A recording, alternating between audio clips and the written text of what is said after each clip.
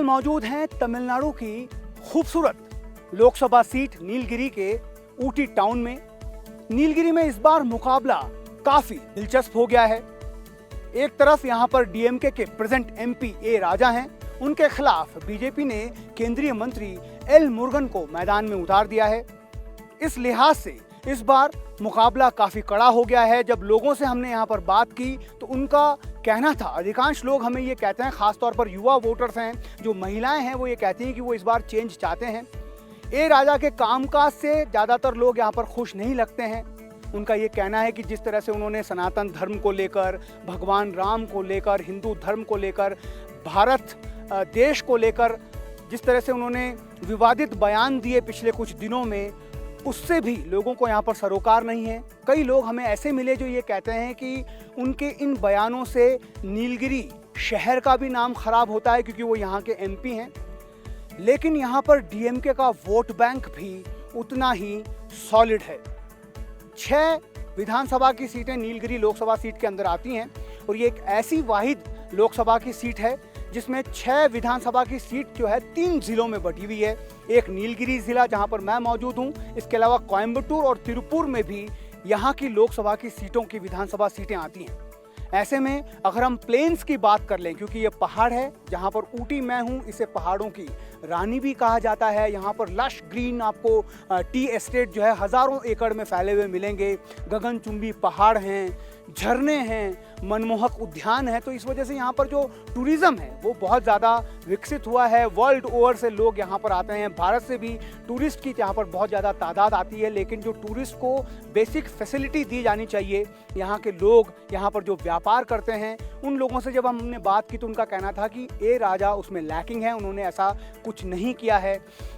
उनको ऐसा लगता है कि अगर मुरुगन यहाँ से जीतते हैं तो चूंकि ऐसा माहौल देश में बना हुआ है कि इस बार चुनावों के बाद प्रधानमंत्री मोदी तीसरी बार वहाँ पर चुनकर आएंगे, इस वजह से उनको ऐसा लगता है कि यहाँ से अगर उन्हें एमपी बनाया जाता है तो वो निश्चित तौर पर यूनियन मिनिस्टर बनेंगे, जिसकी वजह से उनके क्षेत्र का विकास ज़्यादा होगा। ये भी एक एडेड एडवांटेज बीजेपी के कैंडिडेट एल मुरुगन के लिए है। और जहाँ तक हम प्लेन्स की बात कर लें, वो मेटुपालयम हो, अविनाशी हो, उन जगहों पर ऐसा लगता है कि बीजेपी ने बहुत ज़्यादा वर्क किया है। खुद मुरुगन यहाँ के नहीं हैं, वो यहाँ के रहने वाले नहीं हैं, लेकिन लोग हमें यहाँ पर बताते हैं कि पिछले 3 सालों से लगातार वो इस सीट पर मेहनत कर रहे हैं। लगातार महीने में 1 या 2 बार यहाँ पर आते हैं, दौरा करते हैं, अपने संगठन को मजबूत करने की यहाँ पर कोशिश कर रहे हैं। क्योंकि 98-99 में यहाँ पर बीजेपी ने एक बार जीत दर्ज की थी।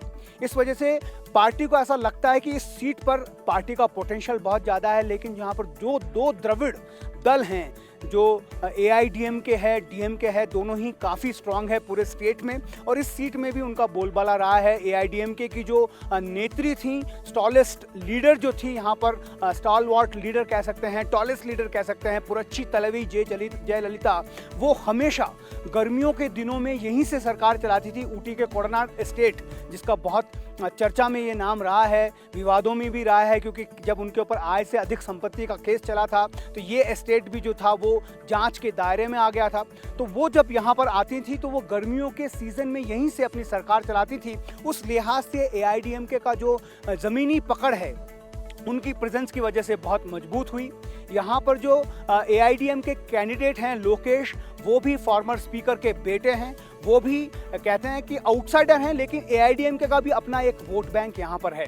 इस वजह से मुकाबला जो है यहाँ पर कह सकते हैं इस सीट पर बहुत कांटे का हो गया है। एल मुरुगन एक बड़े चैलेंजर के रूप में साबित हो रहे हैं। डीएमके के नेताओं से जब हम बात करते हैं तो उनका ये कहना है कि उनका एक सॉलिड वोट बैंक है, जो किसी कैंडिडेट के फेस को देखकर वोट नहीं करता, वो सिर्फ पार्टी के सिंबल को देखकर वोट करता। और ये तमिलनाडु में हर जगह देखा जा सकता है। एआईडीएमके में इतना बिखराव है, उसके बाद भी जब एआईडीएमके के कट्टर समर्थकों से हम बात करते हैं तो वो ये कहते हैं कि हम 2 पत्ती के निशान पर ही वोट करेंगे। ऐसे ही डीएमके के सपोर्टर्स कई सारे ऐसे हमें मिले जो वो कहते हैं कि डीएमके का जो सिंबल है उगता हुआ सूरज, उसी पर ही वो अपना वोट डालेंगे चाहे कुछ भी हो जाए। अगर ऐसी स्थिति है तो फिर कह सकते हैं कि बीजेपी के जो कैंडिडेट है एल मुरुगन के लिए भी चुनाव बहुत आसान नहीं होगा। हालांकि उनकी छवि बहुत बढ़िया है, वो लगातार इस क्षेत्र में पिछले 3 सालों से काम कर रहे हैं। लगता है उसको देखकर कि बीजेपी ने पहले से ही यहाँ पर एक योजना बना ली थी कि इस बार एक मजबूत कैंडिडेट को यहाँ पर उतारना। राज्यसभा से उन्हें भेजकर वहाँ पर यूनियन मिनिस्टर बनाया गया, उसके बाद लगातार उन्हें यहाँ पर भेजा जाता रहा।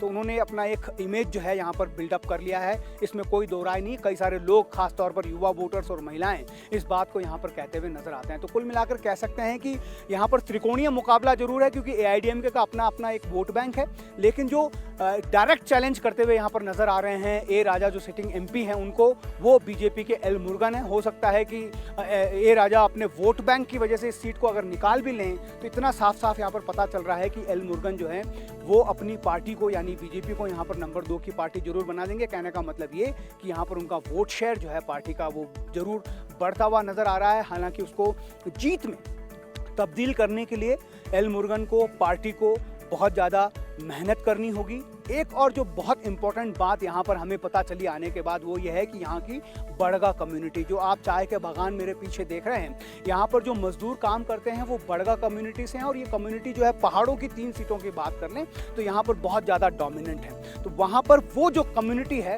वो ये डिसाइड करती है कि जीत और हार का फैसला कौन करेगा। इस बार जब हमने बड़गा कम्युनिटी के लोगों से यहाँ पर बात की तो बहुत सारे लोग, सभी तो नहीं लेकिन अधिकांश लोगों का ये कहना है कि वो इस बार चेंज चाहते हैं, वो बीजेपी की तरफ देख रहे हैं, वो एक एल मुरुगन को एक बढ़िया कैंडिडेट मानते हैं। तो अगर वो कम्युनिटी बीजेपी के पक्ष में आती है, साथ ही जो एआईडीएमके में जो बिखराव हुआ है वो बिखराव बीजेपी को सपोर्ट करता है, वो वोट एआईडीएमके से बीजेपी में ट्रांसफर होते हैं, तो हो सकता है कि एल मुरुगन इन खूबसूरत वादियों में इस बार भगवा लहराते हुए नजर आए।